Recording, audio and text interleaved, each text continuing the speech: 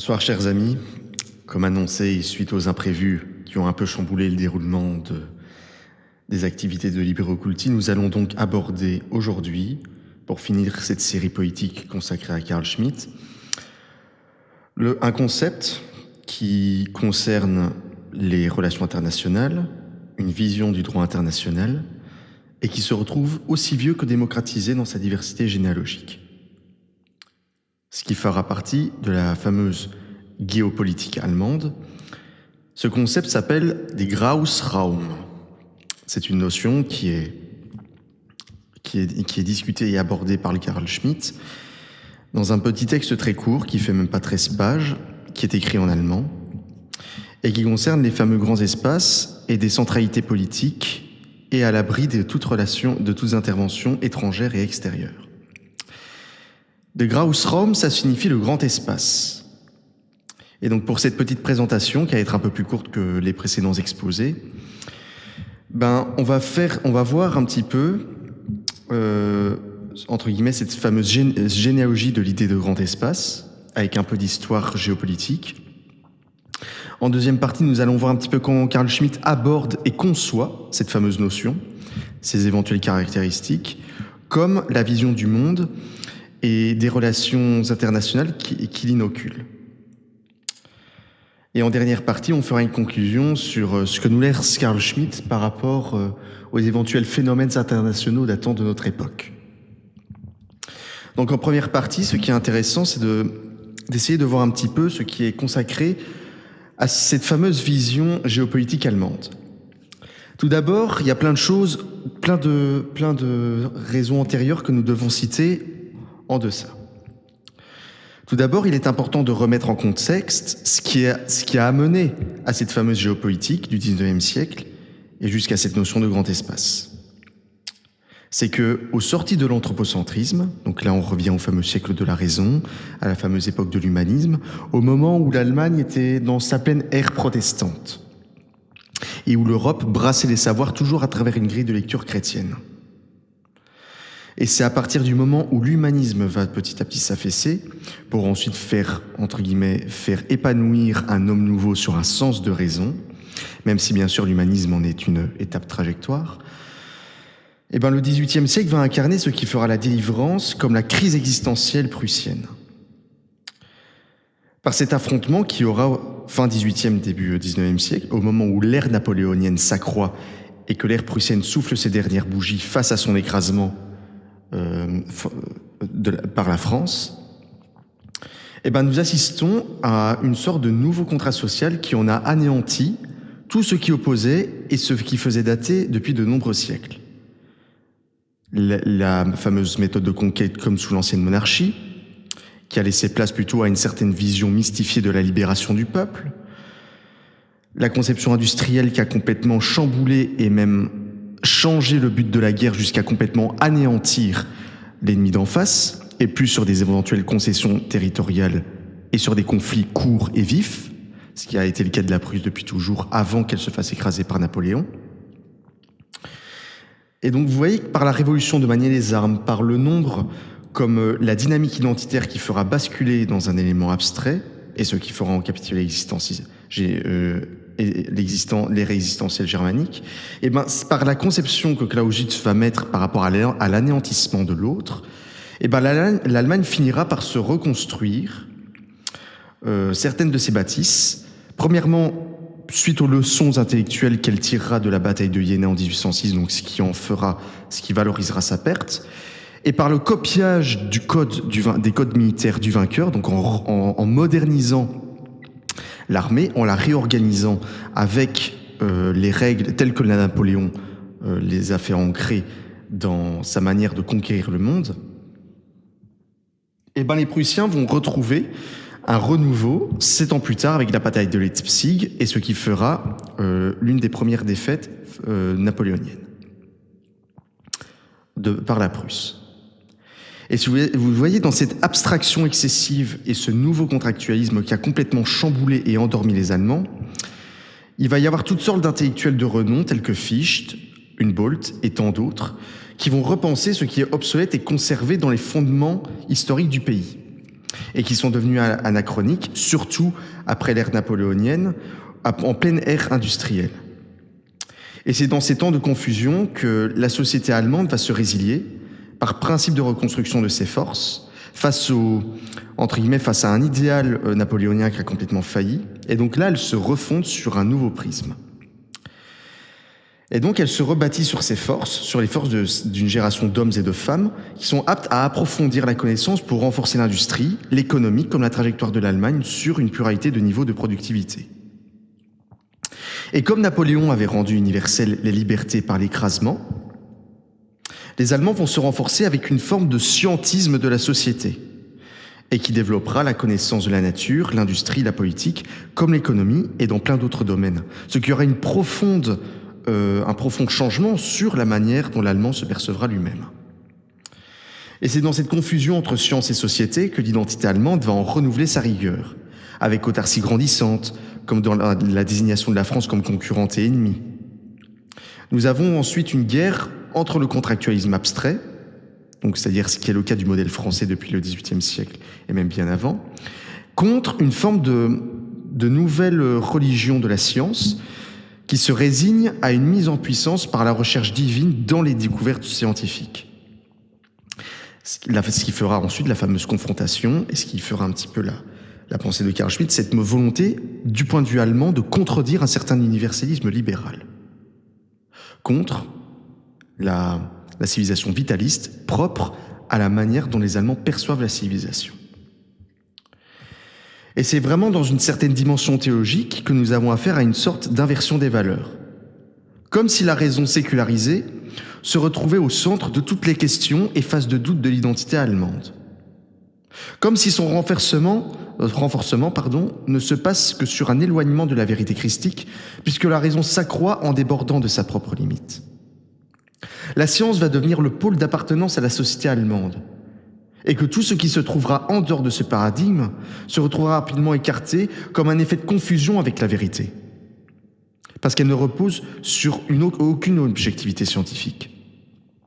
Parce que comme les Allemands ont perdu sur le même terrain que les Français, sur une certaine vision abstraite de l'humanité, les Allemands ont compris que pour contredire cette chose qui les a anesthésiés au point de les corrompre et les rendre faibles, il faut se renforcer en partant à partir de données objectives. À travers une lecture naturelle, une vision de percevoir l'humanité à travers une appartenance à son milieu, ce que Carl Schmitt appellera aussi la fameuse théorie des ordres concrets, ça veut dire qu'on perçoit la loi comme un petit peu dans une dynamique de Montesquieu, c'est-à-dire une loi qui se confectionne avec l'évolution des mœurs du peuple, donc qui passe à travers la structure naturelle de la famille, la manière de percevoir l'humanité. Et bien sûr, vous verrez que dans la philosophie flamande, à travers le nationalisme, comme d'autres parmi les populations germaniques, c'est toujours à partir d'une communauté de chair et de sang, d'une façon romantique, de dire que ça passe à travers l'institution du mariage pour faire des enfants et faire famille. La famille fait la structuration de ce qui fera l'éducation de l'humanité, et par l'ensemble des familles se constituera la communauté et puis la nation. Et où en étais-je ? Ah oui. Et si vous voulez, les Allemands vont partir d'une identité qui ne se basera plus sur une part subjective, mais sur une sorte de divinisation de la recherche scientifique qui va en faire renaître à la fois un certain sens mythologique, mais qui se confond et qui se rend accompagnant et comme un bras qui allonge l'imprégnation de plus en plus scientifique de tous les aspects du quotidien au sein de la société germanique. Et l'état de nature va épanouir à la fois une compréhension de la société, de la culture, comme d'une certaine formalisation d'un sens de la métaphysique propre à la philosophie allemande, où toute démonstration mythologique est synonyme d'un accompagnement de cette identité pétrie de science vers une nouvelle conception futuriste de la germanité. Et ceci constitue, de par son évolution, à la fois une révolution scientifique qui appartient à l'honneur de l'Allemagne, ce qui est tout à fait normal, mais surtout à travers cette nouvelle perception de l'allemand, il va y avoir une certaine révolution anthropologique qui va rompre avec les anciens paradigmes de l'Europe. Parce que, pour vous simplifier la chose, on est toujours passé d'une certaine vision scientifique, toujours par rapport à une curiosité propre à la théologie chrétienne. Et par le fait que le christianisme rend complètement abstrait et nie à l'appartenance parce que nous allons tous vers un chemin vers Dieu, Dieu nous a mis individuellement un chemin à parcourir dans notre savoir-vivre et dans notre chemin de croix, et bien la question de l'appartenance n'a pu être prise en compte. Et si vous voulez, comme cela a coûté vraiment très cher à l'Allemagne, il va y avoir une sorte d'effet de sécession avec l'ancienne société luthérienne, où on basera plus sur une religion de la foi, mais sur une religion de la construction spirituelle dans une totalisation par la raison.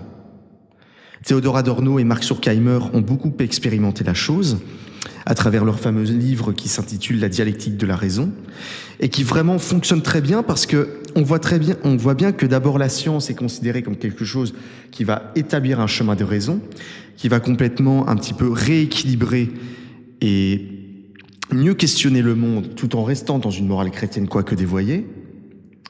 Et vous voyez bien que petit à petit, au fil du temps que l'abstraction de Dieu se fait, que l'abstraction, la croyance en Dieu passe d'une conception complètement agnostique vers une conception athée, voire plutôt culturelle, eh ben nous avons affaire malheureusement à une raison qui commence à déborder de son vase.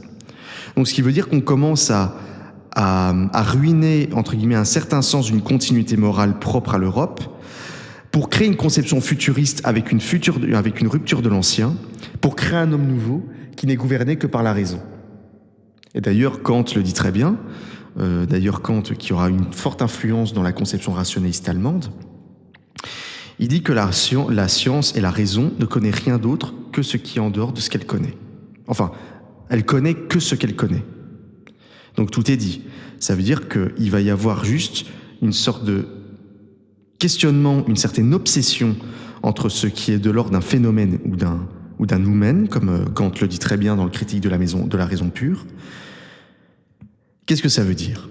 C'est-à-dire qu'il y a toujours eu une obsession de l'humanité, et je pense que ce qui a fait toujours l'évolution de la raison, c'est que nous avons toujours aiguillé un sens de la raison sur une perception anglée avec un certain angle sur une certaine vision de la réalité, mais que nous n'avons jamais eu l'occasion d'utiliser toutes nos capacités cognitives et cérébrales au point de voir le réel tel qu'il est.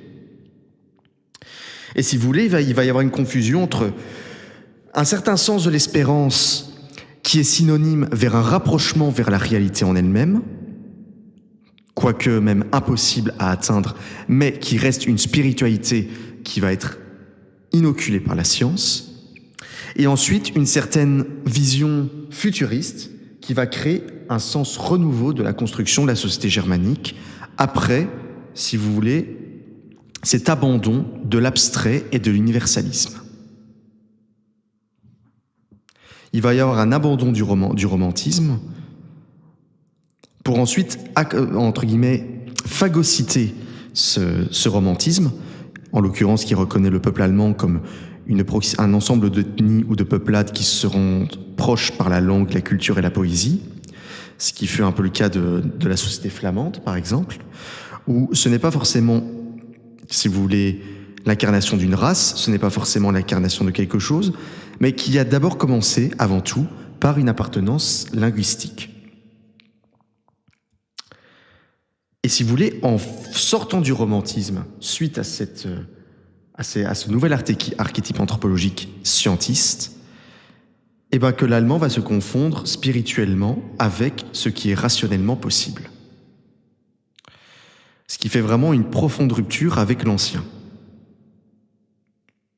Et donc, pour vous mettre un petit peu en contexte, nous allons un petit peu, en guise de seconde partie, voir un petit peu, au sein de l'histoire géopolitique, un petit peu cette généalogie et aussi ce reflet à travers une grille de lecture naturaliste du peuple et même des relations internationales. Donc, je fais un petit lien, comme ça vous suivez un petit peu entre la première et la deuxième partie.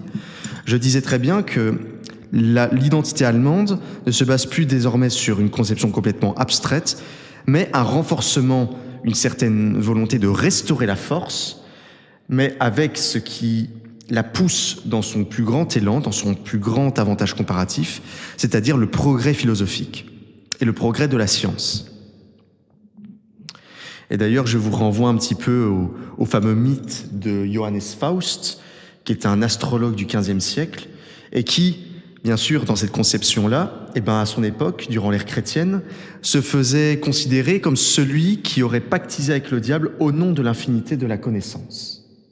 C'est le premier qui a réussi, entre guillemets, à abstraindre l'universalisme abstrait propre à l'identité individualiste de la chrétienté, c'est-à-dire à renier l'individualisme abstrait au nom de sa foi avec la foi en Jésus-Christ, pour ensuite mieux réfléchir sur ce qui compose le peuple et faire avancer la science, ce qui fera reculer la continuité religieuse de la société. Pour ensuite substituer à une nouvelle vision de la métaphysique. Pour vous donner un petit exemple, nous allons donc aborder un petit peu l'histoire de la géopolitique allemande, et principalement à travers deux auteurs. Il y en a plein, il y a Karl Ritter, il y en a beaucoup, mais il y en a deux franchement que je souhaitais vous faire partager ici, qui sont vraiment les deux les plus influents, et qui vont d'ailleurs avoir un certain effet sur la conception du Grausraum de Carl Schmitt. C'est, si vous voulez, deux auteurs, je les cite. Le premier, qui est le fondateur de la géopolitique allemande, qui s'appelle Friedrich Ratzel, et le deuxième, qui sera un peu plus contemporain, qui s'appellera Karl Haushofer. Qui est Friedrich Ratzel ? Premièrement, Friedrich Ratzel est connu en tant que combattant de la guerre franco-allemande de 1870. Donc, si vous voulez, il va être celui qui va participer par l'action à la victoire prussienne sur la France et face à la fuite de Napoléon III. Et c'est dans ces moments-là où l'Allemagne va à la fois spirituellement renforcer sa conception territoriale, elle va négocier des concessions, une certaine valorisation diplomatique pour accroître son pouvoir et ternir la France. Dans une époque jusqu'à l'affaire Dreyfus où il va y avoir des campagnes d'espionnage complètement hyper intenses entre les deux puissances.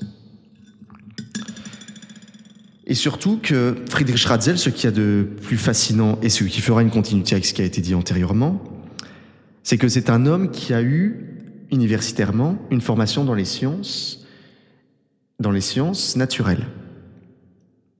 Et influencé par un grand penseur qui s'appelle Ernst Haeckel, il va essayer de réfléchir politiquement sur ce qui fait l'état de nature de l'humanité et le rapport qu'il entretient avec le milieu dans lequel il s'enracine et dans lequel il vit et épanouit sa propre nature. Et il valorise un modèle géopolitique dont l'État allemand est au centre d'un grand espace géographique et politique, donc il étend quand même une certaine impérialisation.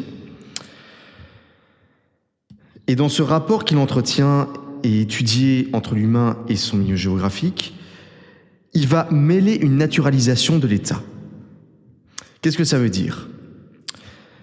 Il va établir une puissance, toujours dans la logique d'Ernst Haeckel, et qui va se baser sur une certaine conception darwinienne de la société humaine. Il veut dire que plus l'humanité est consciente de sa nature, de sa biologie et de sa géographie, plus elle s'étend et plus elle a une aptitude à se renforcer et à survivre face à d'autres nations beaucoup plus faibles. Et inversement. Et il va comparer, si vous voulez, cet état avec un certain arbre qui pousse, et plus il s'agrandit, plus il prend de l'espace, et plus il prend racine dans sa terre, et donc affermit ses positions par rapport aux autres arbres qui sont peut-être plus jeunes ou qui meurent. Et pour lui, la puissance de l'État se reflète en plusieurs facteurs. Premièrement, la culture. Donc il met vraiment en avant le quotient intellectuel et la culture, en disant que plus la population germanique est homogène culturellement, plus elle transmet, et plus, par l'effet du nombre, aura une tendance à occuper l'espace et à survivre pour servir les intérêts de l'État en tant que conception vitaliste. Deuxième facteur, c'est par rapport à l'économie. L'industrie, l'économie, parce qu'il a une vision de l'État qui se veut autarcique. Ce qui va être un peu dans la même conception de l'État stratège de Clausewitz, ou même encore plus loin, jusqu'à la conception des relations internationales de Carl Schmitt, qu'on parlera futurement dans ce podcast. Et ensuite, ce qui fait vraiment l'accompagnement organique de l'état naturel, c'est bien sûr sa frontière. Mais la frontière qui n'est pas statique, parce que vivant. Et comme toute organisation vivante, elle se meurt, elle se vieillit, elle se renforce. Donc au final, qui se retrouve complètement variable selon les contextes, donc quelque chose qui n'est pas forcément statique, comme ce qu'on pourrait le faire entendre dans la conception des États-nations depuis la paix de Westphalie. Le fait qu'on reconnaisse les frontières, qu'on reconnaisse la souveraineté des États et que les frontières sont comme telles. Non. Là, ce qui va faire vraiment une profonde rupture avec l'ancien monde, avec la conception classique de l'Europe, c'est que cette fois-ci, les frontières ne sont pas fixes, elles sont variables parce que reflet du vivant. Et par le prétexte que l'État soit vivant, on ne peut pas le rendre statique, et il ne peut que régresser ou s'étendre. C'est vraiment les deux options.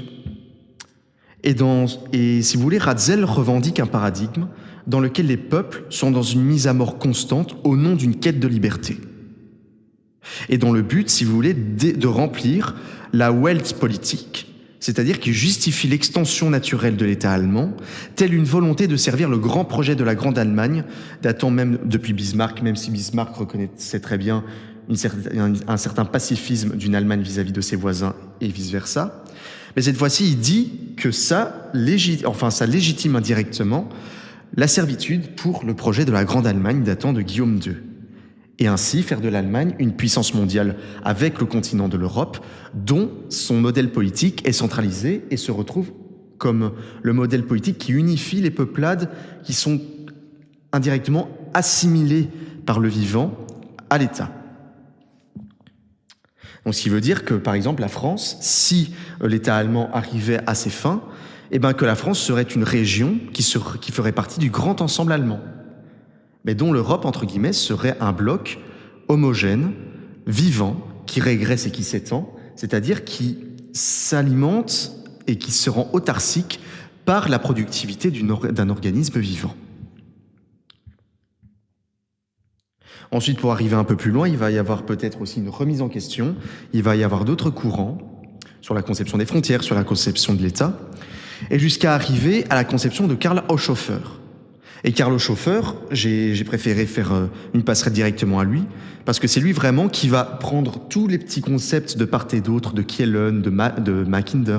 En fait, il va entre guillemets réfléchir sur la conception française, anglo-saxonne comme allemande, même russe, et même japonaise, entre guillemets, d'une étude vivante des empires. Savoir comment, entre guillemets, la géopolitique allemande se confond, comment elle se façonne. Et il fut un grand penseur à partir de 1918. Avant, il n'écrivait pas du tout. Il a commencé à penser la géopolitique au moment où l'Allemagne, malheureusement, n'est plus celle de Guillaume II, mais plutôt celle de la corruption républicaine de Weimar, depuis la capitulation. Donc là, on change complètement de paradigme par rapport à Ratzel, où Ratzel, lui, parlait dans un paradigme où une Prusse était victorieuse face à son concurrent éternel qu'était la France. Maintenant, Haushofer est le contemporain de la défaite allemande. Comme je vous l'ai dit dans mon prologue en tout début de série, l'Allemagne s'est retrouvée complètement capitulée et détenue comme la seule et unique responsable du déclenchement de la guerre et de l'atrocité barbare dans laquelle l'humanité va se renfermer par le fait du jeu des alliances automatiques. Et si vous voulez, suite à la capitulation allemande et le fait que le Reich de Guillaume II va se substituer au parlementarisme républicain de Weimar, Haushofer comme Carl Schmitt et tant d'autres vont se révolter, vont se retrouver honteux, voire même vont avoir cette haine de restaurer une puissance pour remédier à cette fin tragique pour l'avenir de l'Allemagne. Et d'ailleurs, je vous remets un petit peu en contexte. Par exemple, vous verrez dans vos cours de géopolitique, c'est un écrivain qui a été beaucoup mis en avant, qui s'appelle Hans Grimm, le comte de Grimm. Et si vous voulez, dans cette fameuse œuvre, Hans Grimm en reflète bien cette ambiance funeste que les Allemands subissent à ce moment-là.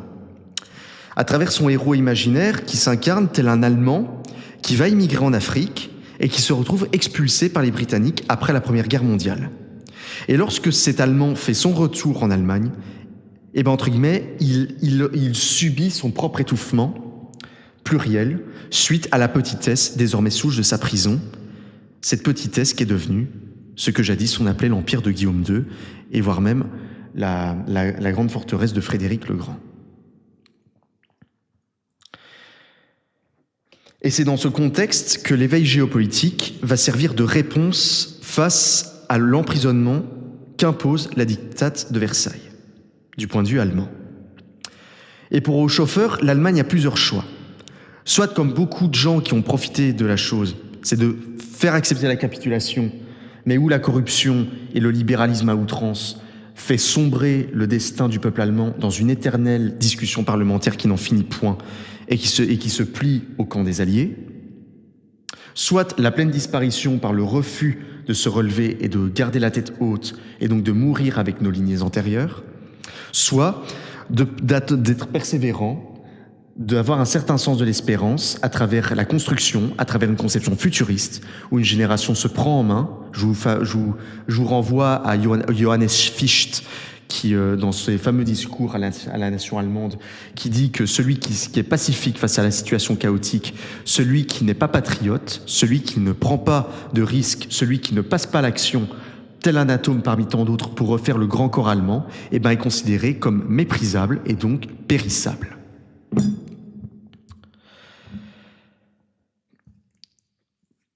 Et dans l'entre-deux-guerres, donc c'est là où on va revenir un petit peu, tel Carl Schmitt qui dénonce l'instabilité et l'impuissance émise par la République de Weimar, les deux, comme Karl Haushofer, comme Carl Schmitt, verront, si vous voulez, à travers la montée au pouvoir du nazisme, et surtout, je vais même pas dire le nazisme, mais c'est surtout Adolf Hitler, c'est surtout autour de sa personne que les grands enjeux vont se faire, et surtout ce qui fera aussi une nouvelle représentativité pour l'Allemagne, c'est-à-dire cette sortie de la corruption parlementaire et le fait que quelqu'un anti-Versailles arrive au pouvoir et donc réinstaure une vision verticalisée de la décision. Ils vont en voir, si vous voulez, une parcelle idéologique par laquelle passer pour faire de l'Allemagne la restauration définitive d'un empire qui, jadis déchu, mais redevient en fierté par les leçons apprises et par la concurrence économique, sociale, armée et politique qui va ensuite permettre de reprendre le pas contre son rival qu'est la France, au nom de la conquête de l'Europe et du monde. Et si vous voulez, pour revenir un petit peu dans les influences qu'a eu Haushofer dans ses réflexions intellectuelles, comme je l'ai cité antérieurement, il va reprendre le Lebensraum de Ratzel. Donc, si vous voulez, il va le compléter parce que Ratzel, il parlait, si vous voulez, d'un Lebensraum, mais par le fait que l'Allemagne était en pleine expansion territoriale dans l'accomplissement d'une Weltpolitik. Mais là, la différence, c'est que Haushofer, par sa revue géopolitique qu'il rédige avec d'autres, par ses interventions à la radio, etc., il va démocratiser cette idée d'espace vital, cette fameuse extension naturelle de l'État parce que reflet du vivant. Il va le démocratiser au sein des classes populaires pour que chacun des atomes puisse passer à l'action et, dans une conception futuriste, restaurer la puissance allemande pour, au nom de l'impérialisme mondial qui a fait partie de leur projet, et surtout de faire comprendre que l'État a besoin de leur conception vivante pour épanouir ses fins et donc leur propre protection. Ensuite, en faisant une certaine réflexion sur la pensée géopolitique anglo-saxonne, il va être fortement préoccupé par le fameux Heartland de Mackinder. Le Heartland, si vous voulez, c'est un pivot géographique qui se trouve, si vous voulez, dans ce qui fera la constitution de l'URSS. Donc ça veut dire légèrement les pays de l'Est, le centre de l'Europe, jusqu'à l'Oural, jusqu'à Vladivostok. Ce qui fera la fameuse Russie russo-soviétique. Et ce fameux Heartland, donc qui est un petit peu, entre guillemets, qui le hante, il a deux manières donc de le voir. Donc premièrement, il le voit comme un pivot géostratégique qui est bon pour, si vous voulez, faire de l'Allemagne quelque chose de puissant, et des éventuelles futures relations diplomatiques vers les pays asiatiques ou vers les pays de l'Est. Ça, c'est déjà le premier point. Deuxième point, il le voit surtout comme un obstacle qui empêche à l'Allemagne d'occuper le continent dont elle en serait le modèle politique central. Et dans la conception hitlérienne, il va voir, si vous voulez, pour l'État hitlérien, une hantise par le fait que la Russie de Staline a quand même aussi certaines préoccupations et aussi émet certaines tensions aux frontières allemandes à l'Est. Parce que si on fait une guerre totalisée à la Russie, on risquerait de se retrouver dans le même scénario que la campagne de Russie sous Napoléon. Une pénurie d'hommes, une guerre qui est beaucoup trop prolongée et qui use beaucoup plus rapidement les forces qu'elle ne devrait en régénérer. Donc vous voyez bien que Haushofer est conscient du grand risque existentiel pour l'Allemagne qu'impose le Heartland. Et donc, pour lui, ça va laisser deux choix. Soit on le conquiert, ce qui, de son point de vue, est quasiment impossible, voire même complètement fou, soit on essaie de l'anesthésier à travers un principe diplomatique, par exemple, ce qui le fera symboliser comme celui qui fera émerger l'idée d'un pacte germano-soviétique. Donc ce fameux pacte signé en 1939, par le fait que l'Allemagne n'était pas encore au sommet et qu'elle n'était pas en grande aptitude à confronter la Russie tout de suite, et même la Russie elle-même, vis-à-vis de l'Allemagne. Donc il va y avoir une sorte de trêve, et qui va non seulement établir une certaine circulation entre soldats allemands et les soldats soviétiques, il va y avoir un partage entre la Pologne, un partage de la Pologne, comme il y a eu au XVIIIe siècle, entre la Prusse et l'Empire des Tsars au sortir de la guerre de 7 ans. Donc vous voyez bien qu'il va y avoir un certain échange pour, entre guillemets, pactiser avec le diable et essayer d'égaliser et donc d'apaiser la force de l'ours russe qui occupe le fameux pivot du Heartland. Pour permettre à l'Allemagne donc d'établir, de renforcer ses institutions et donc pour éviter qu'elle tombe dans l'Empire romain qui est qu'elle s'étend beaucoup trop au point qu'elle n'arrive même pas à intégrer ses institutions dans ce processus d'extension romaine. Grosso modo. Donc il leur faut un peu de temps pour établir des institutions et des normes qui soient dignes de ce nom pour un grand empire continental et puis mondial. Et il y a une chose juste avant qu'on aborde le Graustraum de Carl Schmitt, c'est le potentiel lien avec le nazisme. Je voulais vous l'aborder dans un prochain épisode, mais j'ai préféré le faire maintenant. Parce que suite au contexte de guerre froide et l'ordre moral qui va succéder à la chute du nazisme après 1945, vous avez tous des courants qui sont plutôt trotskistes, plutôt maoïstes, et qui vont symboliser, si vous voulez, toute cette géopolitique allemande comme étant les serviteurs officiels du Troisième Reich. Donc je tiens à vous dire que c'est vrai et faux à la fois, parce que Ratzel a connu la prise de Guillaume II. Et Ratzel est mort en 1904. Il est mort au début du XXe siècle. Hitler était encore un peintre du dimanche. Vous voyez ? Hitler n'était encore personne. Il ne s'était même pas encore engagé sur le front. Il n'avait même pas encore la croix de fer qu'il était encore peintre et qu'il dormait dans les rues. Donc, c'est vraiment faux de dire que tout le XIXe siècle, si vous voulez, n'a fait que servir le Troisième Reich. C'est totalement faux. Ils ont voulu, si vous voulez, servir l'Allemagne, mais servir l'Allemagne ne veut pas forcément dire servir les dirigeants nazis. Et d'ailleurs, comme disait Mitterrand, ou comme tant d'autres, il n'y a pas d'un autre côté le noir, de l'autre côté le blanc. Tout est gris. Tout est gris dans une guerre. Par exemple, la fameuse mystification des Allemands qui mangeaient les enfants sur le front, les enfants du camp d'en face, durant la guerre 14, tout le monde y a cru. À partir de 2 ans, on les faisait cuire à la bouillie. On les a crus, tous ces gens qui nous disaient cela. Et après, on s'est rendu compte au sortir de la guerre que c'était pas vraiment le cas. Donc, je tiens à vous mettre en garde. Je vous empêche pas de penser. Vous avez le droit tout à fait d'avoir votre opinion. Mais n'oubliez pas que celui qui essaie de vous enfermer dans un pour ou contre, c'est quelqu'un qui veut vous ranger dans un camp ennemi ou dans un camp allié. Donc au final, un manichéisme complètement biaisé, qui manque de maturité intellectuelle et qui dénie de sens toute réalité par le fait que ce ne soit qu'une propagande. Voilà, parenthèse fermée. Donc Ratzel comme Haushofer, même si Haushofer a connu Rudolf Höss alors qu'il était étudiant, mais c'est important parce que vous voyez Rudolf Höss qui a été l'un des privilégiés d'Hitler avec Himmler, par exemple, et ben vous voyez, par le fait qu'ils étaient copains, Rudolf Höss n'a pas dévoilé l'identité de sa femme qui était juive et de son fils qui vient d'une mère juive et qui est reconnu comme juif. Donc vous voyez bien que même s'ils sont nazis, il y avait quand même un certain intérêt de servir l'Allemagne avant tout. Deutschland über alles, comme on disait dans l'hymne des années 30. Donc c'est pour ça qu'il faut prendre des pincettes quand on se projette trop directement et qu'on fait surtout beaucoup d'anachronismes. Certes, Haushofer s'est vu voire instrumentaliser ses propres concepts par rapport à une certaine justification étendue du régime nazi. Mais ce n'est pas parce que ces concepts ont été, premièrement parce que Haushofer n'a jamais adhéré à un parti, premièrement, il ne s'est jamais rallié à des idées, il n'a jamais commenté une quelconque propagande nazie dans toutes ses productivités intellectuelles, dans ses œuvres, dans sa revue géographique comme à la radio. Dans sa revue géopolitique comme à la radio, il n'y a aucune trace qui montre un lien potentiel avec son aptitude à collaborer avec l'idéologie nazie de son pays.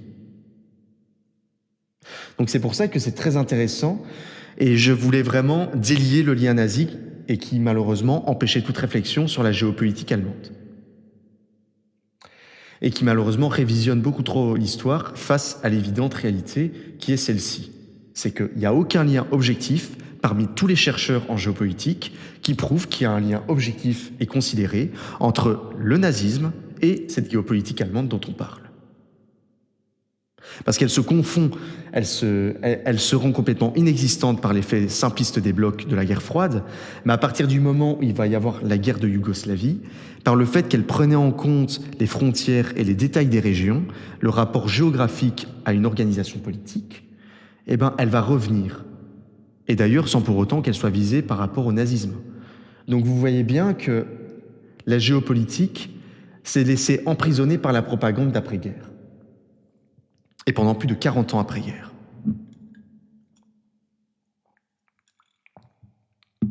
Et comme Carl Schmitt, juste avant de l'aborder, c'est la même chose.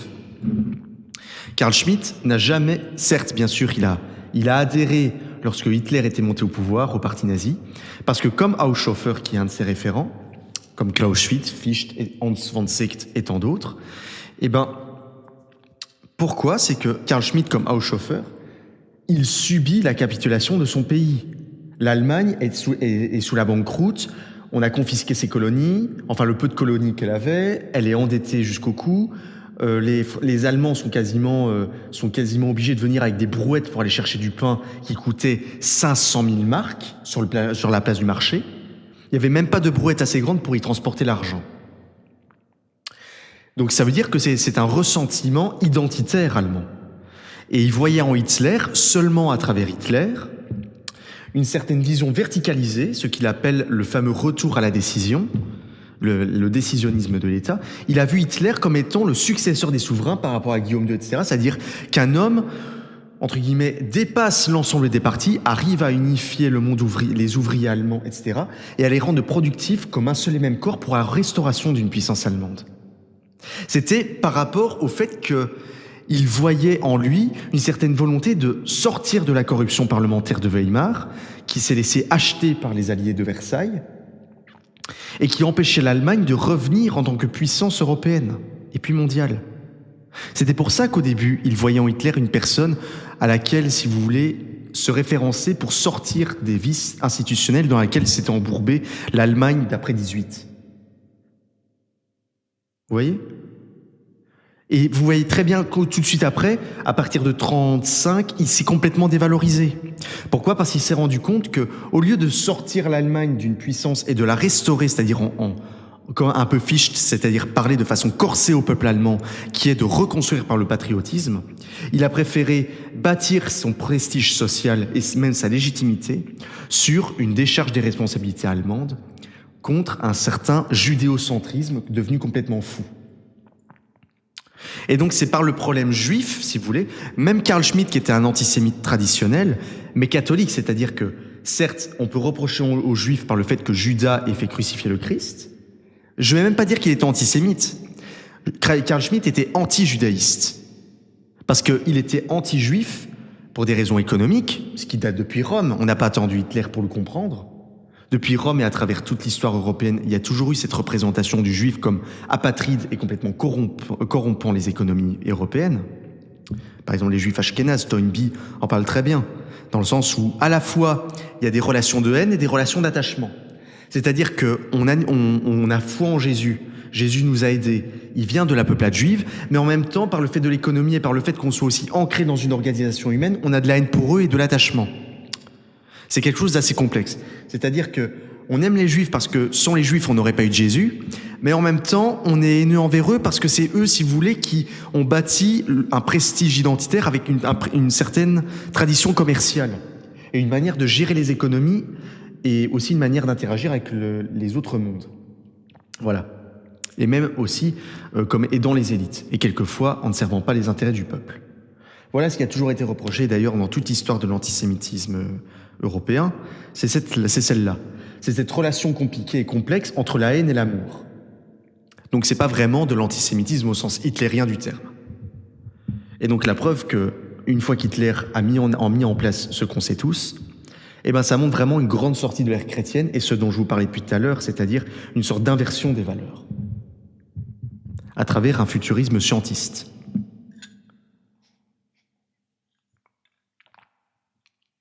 Voilà, donc au moins la parenthèse est fermée. Voilà, donc on va revenir sur la conception du Grausraum de Carl Schmitt. Donc comment Carl Schmitt symbolise... Attendez, j'ai oublié quelque chose. Excusez-moi, je me permets de revenir. Avant d'aborder Carl Schmitt, je vais un petit peu revenir sur Haushofer, sur la conception des espaces, parce que Haushofer en parle un peu dans ses œuvres. Il identifie une sorte de système multipolaire dont certaines puissances dans certaines régions déterminées englobent les autres nations et donc permet un système de blocs dans lequel le modèle politique de chacun s'épanouisse dans ce grand espace. Comme Haushofer a été déployé diplomatiquement au Japon, par exemple, il a fait une carrière militaire, il a été missionnaire au Japon, et donc il a pu voir de près, si vous voulez, le fameux empire nippon, qui va asseoir toute son influence sur le sud-est, et la vision de l'Europe, et ce que Carl Schmitt va un peu reprendre aussi dans ses travaux, c'est qu'il va prendre l'Europe comme un bloc continental, homogène, où il n'y a aucune intervention étrangère qui s'y interpose. On voit un petit peu le ressentiment de Versailles à travers cette diction. Et où l'Allemagne, par le fait qu'elle soit grande, qu'elle soit puissante, assimile l'ensemble des nations à son modèle politique. Et ensuite, par l'Europe, elle reprendra, en affaiblissant la France et en mettant l'Italie dans une certaine impuissance par rapport à elle, elle va prendre leurs colonies. Ce qui fera une conception même intercontinentale d'une Europe germanique, englobant toutes les nations qui l'environnent et qui l'enrégimentent, l'Europe égale Allemagne, et ensuite se mondialise avec la prise des colonies des anciens ennemis, français, italiens, donc aller prendre la Libye, aller prendre les colonies africaines, etc. Pour la route du pétrole, pour plein de choses qui renforcent l'industrie et donc leur compétitivité sur la sphère mondiale, face au bloc asiatique comme face aux Américains.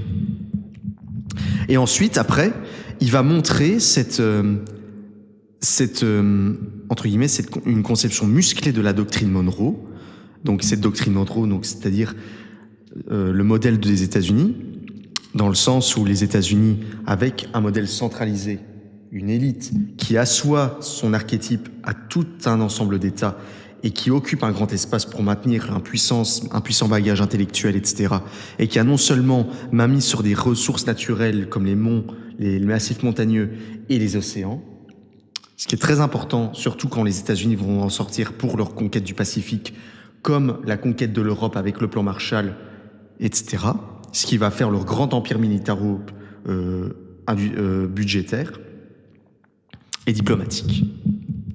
Donc il va y avoir 4 grands pôles. L'Eurafrique, les États-Unis, donc si vous voulez, par le fait qu'ils soient la seule centralité économique sur le continent américain, au final, englobe par son hégémonie le Brésil, enfin l'Amérique latine comme l'Amérique du Sud. Donc au final, par le fait de sa centralité, elle ne forme qu'un bloc, c'est-à-dire l'Amérique entière.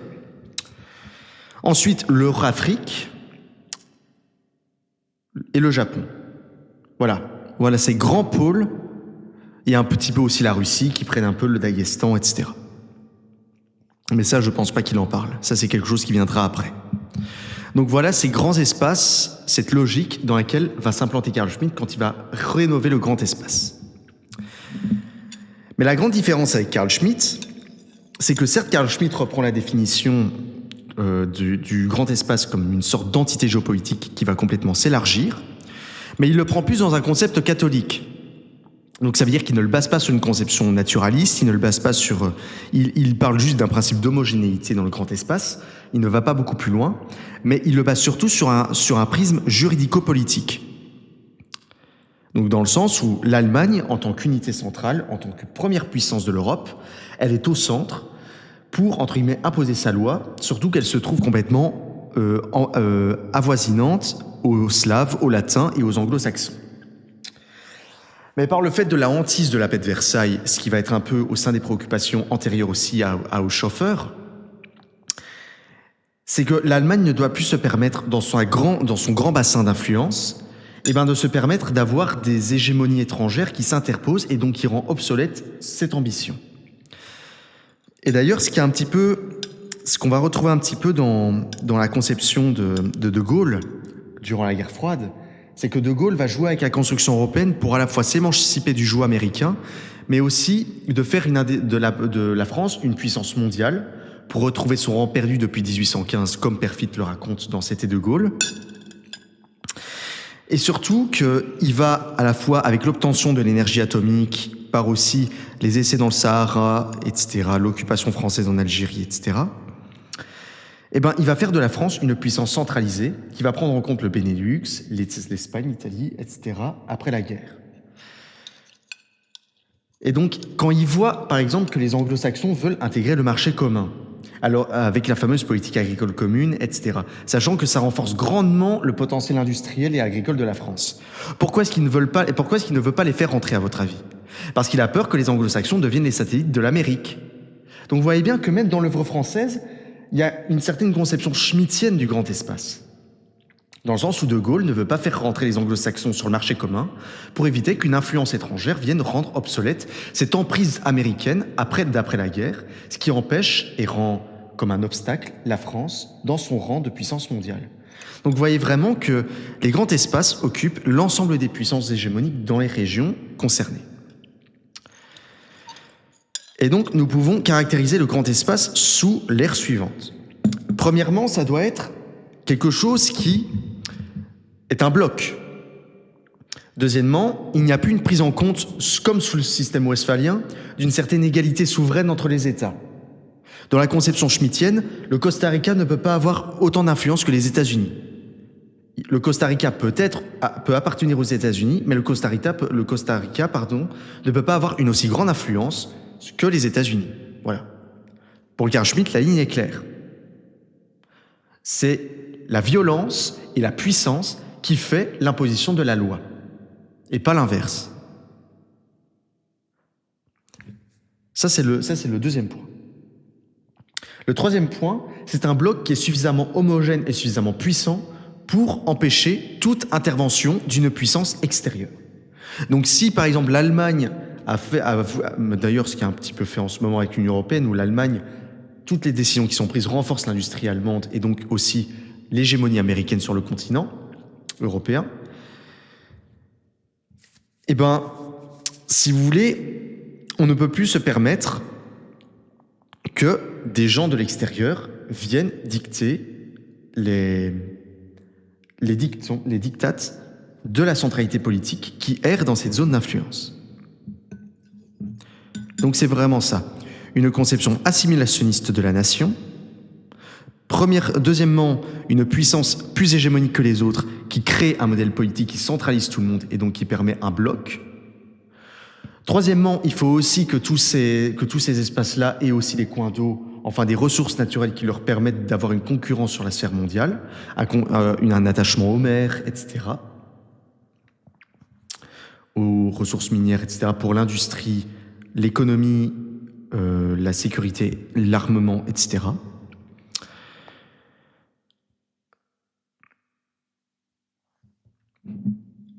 Excusez-moi, je bois un coup.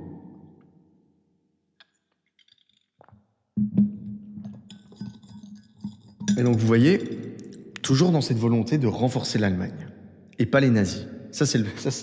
Je reviens un peu dessus, mais voilà, c'est un rappel pour vous dire que la géopolitique allemande, comme Carl Schmitt, même si on le symbolise comme un théoricien nazi juste parce qu'il a côtoyé certains grands dirigeants ou certaines grandes figures, ça ne fait pas de lui un nazi parce qu'il pensait le bien de l'Allemagne avant tout. Deutschland über alles, je le répète. Donc voilà grosso modo ce système.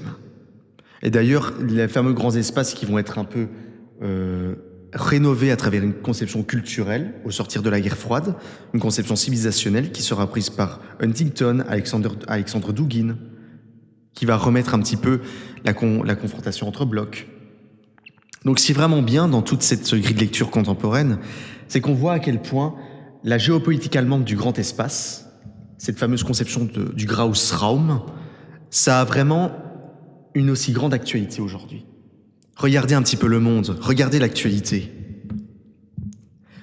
Les États-Unis, Donald Trump qui veut renforcer les États-Unis, qui par impérialisme veut prendre le Panama, il veut aller prendre le Groenland. La Russie qui va en Ukraine pour régler le problème de l'hégémonie américaine et surtout le problème, le fait de faire revenir les populations russophones sur son territoire, pour aller chercher toute l'industrie lourde qui est à l'Est, pour créer ensuite des zones d'influence, couper l'Ukraine de ses zones de ses ponts, de ses ports, pour ensuite avoir les zones chaudes, pour ensuite aller vers la Syrie, là où il y a sa base militaire. La Chine qui commence à se renforcer, voyez, au point de censurer le Japon pour déclarer même une guerre culturelle face aux autres. Par exemple, le Taïwan qui est censé être considéré comme chinoise. Vous voyez, cette conception assimilationniste des autres nations. Les hégémonies actuelles se renforcent au point de ne plus reconnaître la souveraineté des autres peuples.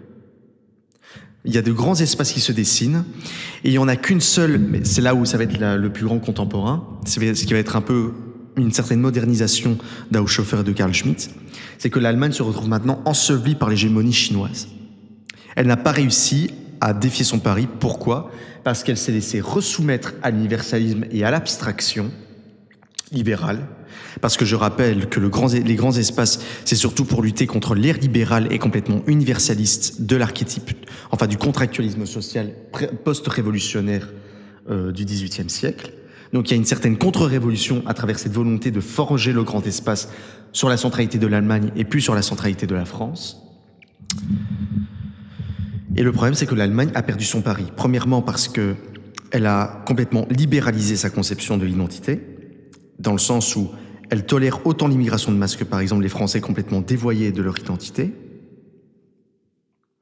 L'Allemagne a complètement perdu son pari en tant que puissance parce que non seulement suite par le fait que les Japonais comme les Allemands ont déclaré la guerre et au final l'ont perdue, ce sont des peuples qui sont devenus extrêmement pacifistes et qui, pour compenser leur surcroît de culpabilité, ils le compensent avec le surcroît d'un rachat moral à l'égard du modèle occidental et donc de se rendre, entre guillemets, de renoncer à son instinct de puissance pour, si vous voulez, rester sous la protection des États-Unis. Donc voilà, l'Allemagne n'a pas rempli son pari pour l'instant, même s'il y a un réveil identitaire parmi tous les peuples. Et je pense que cette grille de lecture internationale qu'on voit à travers toute l'actualité nous laisse à réfléchir sur la manière dont les grands espaces vont se concevoir dans le futur. On voit le bloc chinois avec Xi Jinping, qui a pour défi de dépasser les États-Unis à partir de 2049 lorsque les 100 ans de Mao passeront. Les États-Unis avec Donald Trump qui ont compris le grand enjeu chinois, à la fois pour le Pacifique, mais surtout pour ce qui fera de leur hégémonie dans l'achat des produits sur le marché européen. Et si vous voulez, une Europe qui est complètement désuète, qui a renoncé à son instinct de puissance au nom d'une réaffirmation des relations internationales et d'une conception libérale, que tout soit régi par le juridique et par la norme abstraite plutôt que de se passer sur des ordres concrets. Et au final, ce qui fait que l'Union européenne va droit dans le mur, c'est que la France, par le fait qu'elle soit la seule à avoir encore une armée autonome, une certaine concurrence en matière d'intelligence artificielle, de technologie, etc., et même d'artisanat et de productivité économique, et ben le problème, c'est que la France de Macron se retrouve en train de délier leur dernière force et le dévouement pour un nouvel ordre mondial qui n'aura jamais lieu. Parce que plus elle fait ça, plus elle renforce le pouvoir de la Commission européenne, par le fait que on affable, enfin, on assaillit les entreprises avec des charges sociales complètement désuètes, mais surtout que ces charges sociales dans lesquelles la France se renferme par conformité avec l'Union européenne, elle renforce à la fois l'industrie allemande, l'économie allemande, les intérêts allemands, la Commission européenne qui ne sert que les intérêts de l'Allemagne, et surtout le renforcement de l'hégémonie américaine sur notre sol. Donc au final, dans ce grand paradigme de confusion, et même dans cette capitulation face aux autres puissances, eh ben, l'Union européenne ne sait plus où mettre du nez, où mettre de l'œil dans le sens de ses ambitions. Et au final, par le mépris des intérêts nationaux, elle est en train de rendre l'Europe complètement impuissante et donc soumise à des interventions étrangères. Ce pourquoi Haushofer, Ratzel comme les autres, Schmitt, Ritter, Kielen et tous les autres, et ben malheureusement, sont en train de se retourner dans leur tombe à l'heure actuelle. Donc voilà, c'est ici que touche à sa fin la série de Carl Schmitt.